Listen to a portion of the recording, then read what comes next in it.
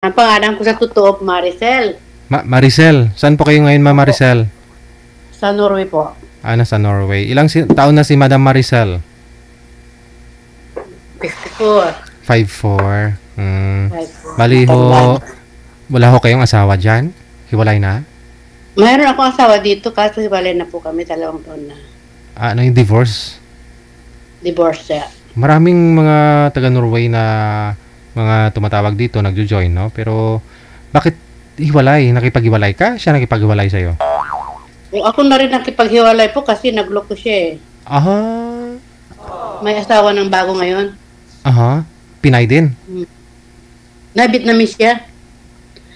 Vietnamese? Vietnamese siya. May anak po kayo? May anak po kayo sa kanya?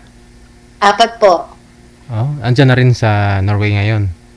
Opo. Overall, ilang taon na po kayo dyan sa Norway, ma'am? Going 20 years. So, meaning yung mga anak po ninyo, wala pa pang... Malaki na. Wala pang pamilya, may pamilya na sa kanila. May mga ano na sila, kalibit, pero wala pang mga anak. Ilang taon na po yung bunso mo ngayon? Yung bunso ko, 22. Okay. So, anak po ninyo yan sa Pinoy? Pilipinas. Na Vietnamese, diyan ko po nakilala sa Pilipinas, yung asawa ko. Okay. Tapos, dinala kami dito sa Norway. After ngayon, naghanap ng iba. Kaya... Paano nyo po nakilala itong asawa nyo na taga-Norway? Napunta dito? Vietnamese po. Diyan ko po nakilala sa Pilipinas, 1996. So, di ba, 28 years na po kaming magkasama. Tapos, biglang nangapit bahay po. Parang 8 years kayo dito nagsama sa may Pilipinas bago kayo dinala dyan? So, pinalit niya talaga sa'yo is Vietnamese na kadugo niya. Pareho silang kadugo niya, opo. Bali, dito kayo nagsama sa Pilipinas una? Nagpakasal? Opo. Nagpakasal. Tapos, nung pagdating namin dito, siya ang nagplano lahat nito. Kaya, sabi ng mga anak ko, ma, wala nang pwedeng maghanap ka na rin. Yun ang sabi ng mga totally, Didijel, first time ko nga, di ba, na makisali. Kaya medyo kabado ba? So, ano pa? Palagi po ako nanonood ng mo ng programa mo eh. Bali yung mga anak mo bukod na rin sa bahay? Nakabukod kayo? Opo. Sino po yung kasama niyo po ngayon dyan? Wala na po. Mag-isa lang po sa buhay. Ay, ganoon? Yeah. Kasi alam mo naman dito sa Norway, mga bata, ayaw nilang makisama sa magulang. Kaya yun. Kaya medyo boring ang buhay. Lalo na wala na akong trabaho sa ngayon. Bakit hindi na ako nag-work sa ngayon. Bakit? Kasi may diferensya tong kamay ko dahil ilang beses na ako inoperahan, kaya sabi ng gobyerno, sa bahay lang po ako. Parang PWD na, pero siyempre may makukuha kayo, no? Opo, kasi nag-work po ako ng over 12 years eh. Paano na-disgrasya po kayo sa sa trabaho? Hindi po, yun yung sinasabi nilang yung overwork. Ano nangyari? Nanginginig, ganun? Nanginginig. Tapos yung ugat, nanigas. Alam mo naman dito sa Norway, malamig. Kaya 2 beses na ako inoperahan. Inaantay ko lang na naman ang operasyon ko itong taon na to. Ano po yung mga binabypass po ba diyang mga ugat? May tinatanggal? Ano pong ginagawa? Opo, mga ugat. Pero sabi ng doktor ko, babalik na babalik. Kasi malamig nga po, no? Alam ko na kung bakit iniwalayan ka ni mister mo. Naghanap siya ng iba. Opo. Alam ko. Alam mo na yun, hindi na pwedeng maghawak. Kasi nanginginig. gusto niya ibang kamay naman na maghawak. Oh no. Ilang taon na po ba yung mister mo? Po? Ilang taon na po siya? 57, going 57 ditong October. May 2 years gap kayo, no? Bali 3. Yung asawa niya ngayon, mas bata po sa kanya, sa'yo? Opo, 50 daw. Yun ang sabi nila, 50 years old. Hindi na rin makakaanak po yun. Hindi na rin po pala Pero divorce kayo, no? Divorce. Pero, DJ, paano to? Diyan kami kinasal. Ah, yun lang. Oo nga, ano. Saan nyo in-apply ng divorce dyan? Dito. Hmm. Tapos, nakapag-asawa naman sa Vietnam. Kasal na- sila. Kasal na raw. Yun ang Oo. dinig ko, sabi ng hipag ko. Dito sa Pinas, kasal kayo. Opo. Kasal kayo dito, pero paano yan? Hindi mo Pero naman, hindi mo siguro mahabol ng mga lahat ng mga benepisyo, kunyari. hindi na siguro kasi dito, immigrant na rin kami dito eh. Opo, oo. Tapos, wala na rin. Saka wala naman akong hahabulin sa kanya. Maliit din naman. Maliit din naman. Saka wala, hindi naman sa kagwapuhan. Yung mga Vietnamese pa yung pagka-Pinoy na parang may pagka-Chekwa din yung mukha, di ba? Opo, opo. Parang Chekwa siya. Chinese. Tikwa talaga. Okay. Kaso siyang nagloko eh. 4 na bisis na nga ito. Pinagbigyan ko 3 bisis. Tapos hindi siya nagbago. Kaya sabi ng mga anak ko, wala nang panahon na magbabago yan, mama. Kaya ikaw na lang ang makipaghiwalay sa kanya. Okay. So, siyempre, at least, ngayon, dito ka, nagbabakasakali, makahanap, no? Yeah, gusto ko lang yung may kausap dahil alam mo naman dito sa Norway, boring. Parang ano, no? Parang, marami din mga Pinay dyan. Pero, Marami. siyempre, walang pakialaman, no? Parang gano'n, no? Oo, dito walang pakialaman. May mga marites din kung minsan, pero hindi ko pinapansin mo yan. Pati nga po ng kamay, ma'am, kung okay lang, ano pong nangyari dyan? Parang, Inoperahan dito una, tapos pangalawa dito, tapos ito. Dalawang kamay kasi digital eh. dalawang kamay. Ano po Dalawang kamay, kaya... Namamanhid po ba? Napapasma? Opo, saka yung sinabi nilang bitinil, yung ano ba, bitinilsa. Alam mo yung ano, yung carpal tornel, tawag nila, carpal tornel. Hindi ko alam kung ano. Baka yung mga litid-litid po dyan, parang, Opo, baka, parang nanigat na. Kung dito sa atin, baka pwede pang hilot-hilutin yan o ibabad-babad kung saan-saan. Totally, nung umuwi ako ng Vietnam, hindi naman siya nagsakit dahil siguro kailangan niya ng mainit na lugar. Mainit-init, oo. O kasi dito ang lamig, kagaya ngayon, Dapat spring pala. Dapat pala, may lagi kang hinahawakan na mainit. siguro po. Eh ngayon wala na, 2 taon na wala nang hinahawakan. Yun po pala yung dahilan. Kaya Alam ko na. lalo, napalalo tuloy. Kaya pala. Baka nakikinig yung mga kapatid ko. Pero okay lang. Friend lang naman eh. Okay. So, dito marami din digigel, mga lalaki. Kaso wala na akong tiwala sa... Di ba? Hindi naman sa totoo. Marami ngayon, scammer. Tama. Maluloko. Kasi niloko na nga ako, tapos lulukuin pa ako. Ayun ang pinapayo ko. Yung parang pinakatakutan ko. Tsaka nakakahiya na niloko ka na, magpaloko ka pa ulit sa iba na naman. No? Pero sabi ng mga anak ko, mama, hindi naman lahat ng lalaki maluloko. Correct. Kaya iba chance, sabi ng mga anak ko. Pero mga Pinoy po dyan, may mga Pinoy din po ba? Marami din mga Pinoy po dyan? Lalaki? Opo, marami. Nakapag-asawa din na sila dyan sa Norway? Opo, may mga Filipino, may mga Norwegian, halo-halo. May Vietnamese, kagaya namin. Marami kami mga galing Pilipinas na Vietnamese asawa ng mga Pilipina. Kaso marami na nakipaghiwalay sa mga asawa nila. Okay. Baka hindi rin compatible, no? Siguro. Saka alam mo naman dito, Digil, yung pera niya eh. Hindi kagaya dyan sa atin, di ba? Yung pera ni Mister, pera mo rin, no? Parang ganun. Pera mo rin dito, hindi. Kanya-kanya. Kanya-kanya yan. Oo. Pati yung mga anak ninyo, ano pa lang, nasa 18 pa lang, dapat na, ano na sila? May mga sariling bahay na sila. Bahay na, opo. Trabaho.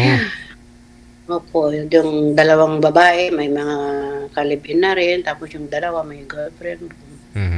So nag-aabang ako, naghihintay pa ako, no, kung baka meron pong umakyat, makakausap mo yan. Okay lang, sabi ko, palagi kita pinapanood, minsan maabot ako ng gabi dito, 10:00.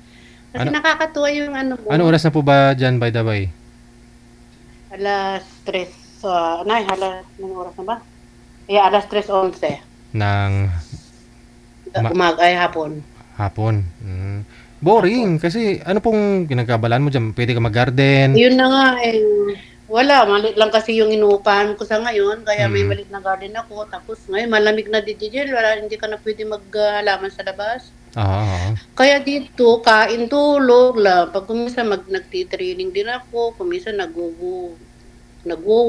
Mm. Boring pagdating mo sa bahay, parang na-anxiety ako. Oo. Dahil dati sanay ako sa maraming tao sa paligid ko, tapos biglang mag-isa ba. Mhm. Boring talaga. Lagi po ka po palang may ano niyan, may hawak-hawak ka na mainit talaga o gloves, no? Opo, kung minsan naka-gloves na ako, pag matutulog, naka-hands na gloves na ako dahil kumikirot eh. Paramdam mo talaga na para may pumipitik-pitik, ganun. Oo, tapos dito lahat sa mga ano ko dahil Baka isang dahilan po dyan yung sing-sing mo kasi wala na kayo ng ex mo, tanggalin mo na kasi yan, kaya nagbabaraho yung ugat. Hindi naman yan DDG eh. Hindi naman yan wedding ring. Wala naman kaming wedding ring. Baka isang dahilan nga po yan kasi baka na-press niya o ano niya, no, narangan yung mga ugat-ugat mo dyan. Mga darili. Opo. Sige. Hindi siguro sa dating trabaho ko din kasi dahil ako dati, cleaners ako sa hospital kaya mabigat din yun. Mabasa din, ganun, may nagmamap ka, ganun, no? Sige. Opo, Ano pong balak niyo? Magpo-for good pa ho kayo dito sa Pilipinas? Saan po kayo dito sa Pinas, ma'am? Sa Pangasinan po. Saan sa Pangasinan? Sa Labrador. Baka mayroon pong mga taga Pangasinan dyan, no? Baka mayroon Okay lang, wala naman. As a friend, okay lang. Oo. Sige. Wala naman akong tinatago sa buhay ko eh. Kaya okay lang. Alam naman lahat ng mga kapatid ko na iwalay na rin ako eh. Ang payo din nila sa akin, makapaghanap ng kalinga ba? Tama. Yung anxiety kasi mahirap din labanan ho yun, lalo pag mag-isa ka lang. Opo. No? Opo, lalo na nung bago pa lang kami naghiwalay, parang ayaw ko nang mabuhay sa mundo. Kapatid ng stress, no? Yeah, mahirap po kasi lalo na wala kang trabaho. Wala kang trabaho. Mahirap po kasi yung nasanayan mo, nagtatrabaho ka, araw-araw busy ka, gising ka ganito. No, mahirap po yan magpaganda, mahirap kaya mag-lipstick na ikaw lang mag-isa. Yun na nga eh. Pero itong lipstick ko, ano na to, yung tattoo na to. Permanent na. May ganun. Oo. Yo po, galing kasi ako ng Vietnam 3 times. Doon ako nagpatato ng kilay, tapos lipstick. Hindi na natatanggal talaga, as in ganun na. Opo, kahit bagong gising, akala ng mga anak ko, bagong lipstick ako. Mas bagay dito sa mga, sa Pinas, may makikita ka naman kasi sa mga, sa gilid ng daan, may mga lip tattoo, ganun. Opo, uso na rin yan ngayon. Uso na rin, pati yung kilay, no? Kilay, tapos yung eyeliner. Okay. Boring nga eh. Kung isa na, sabi ko ano ba ganitong buhay? Wala pa naman akong apo. Kaya nga po. Uso po ba yung butiki dyan, ma'am? May mga butiki din kayo dyan, ma'am? Wala kaming butiki makita dito. Wala. Langaw, mayroon langaw. Langaw. Pero butiki wala. Ewan ko, ambot sa langaw. Mga ipis, ganun. Opo, may mga ipis din. Minsan may langgam, ganun. Yun na lang. Pero butiki. Yun na lang kausapin mo. So, alam mo, nung unang-una ko digigel dito, ay naku, ang kausap ko yung yung dingding. Parang loneliness ba? Kasi dito hindi mo na maano dito ang kapitbahay, hindi mo halos kausap eh. Walang pakialaman talaga. Saka bagong kasi itong nilipatan.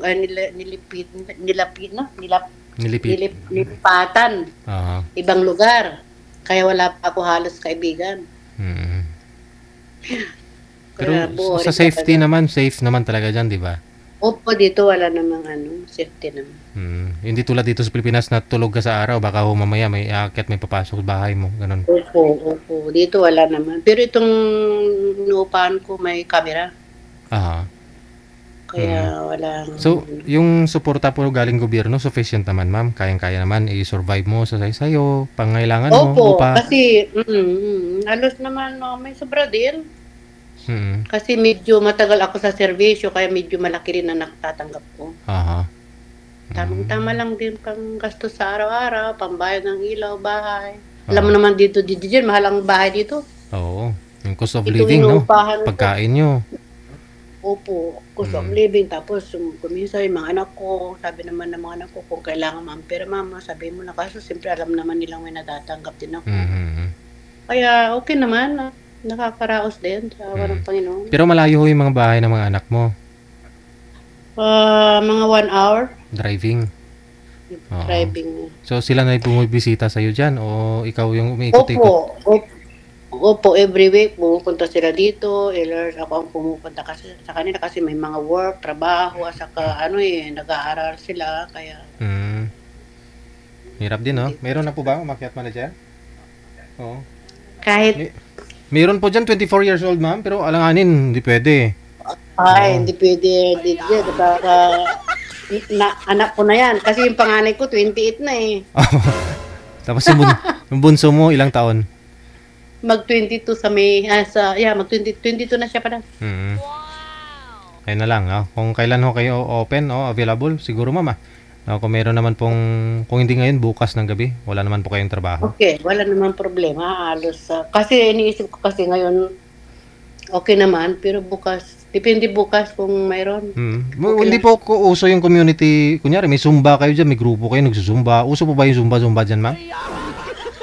Mayroon din. May Oo. mga sumba-sumba rin. Kaso, alam mo naman yung mga dito, may mga Pilipina. Dati kasi doon sa dating tinirahan namin, marami akong kaibigan ng mga Pilipino. Tapos may mga, kami, party-party, bingo, ganun. Pero dito sa tinirahan kong bago ngayon, wala eh. Kaya medyo Ba't po lumipat kayo dyan, ma'am? Ba't po lumipat kayo? kasi lumipat ako dahil pinalayo ako ng mga anak ko sa papa nila. Okay. So, bali 2 years na po kayo dyan. Kasi 4 times na kasi kaming on-off kasi ng asawa ko eh. Tapos, nung sabi ng mga anak ko, mayo ka na dito mama, mamaya baka amuhin ka na naman. Alam mo naman. 2 years na ako dito nakatira. Boring talaga dito. Gusto ko nang umuwi kasi naantay ko pa lang yung early pension ko. Ma-approvean sakali, kaya gusto ko sana dyan. Pag ma-approve ka na, pag okay na, bakasyon ka na lang, no? Okay, bakasyon na lang. Pero sabi ng mga anak ko, dito ka kasi siyempre, andito yung mga bata eh. Pero yung mga kapatid mo, dito pa ako sa may Pilipinas? Opo, alam mo, Dijel, mag-20 years na ako hindi nakauwi. Bakit hindi okay Mula na? nung dumating ako dito.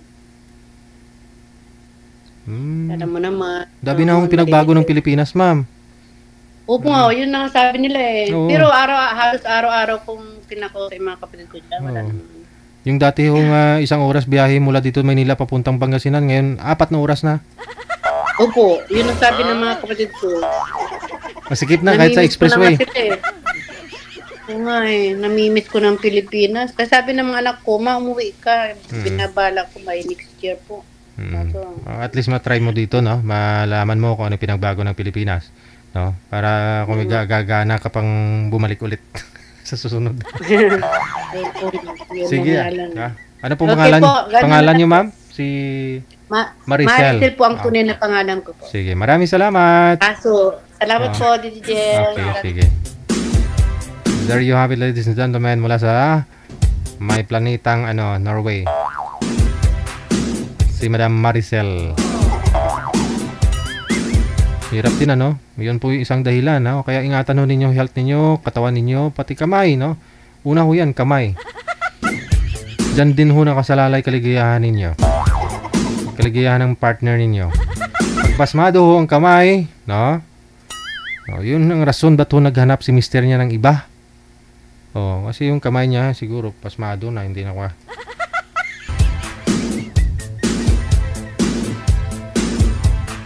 Pero kung mainit naman daw, okay din hindi rin kumikirot dapat po pala talaga mayroong hinahawakan si madam na mainit. Pwede siya mag hot compress, May mga dyan, may mga buti-buti na lagyan na ng mainit. Oh no! Si Rio, gusto kong kausapin si ma'am?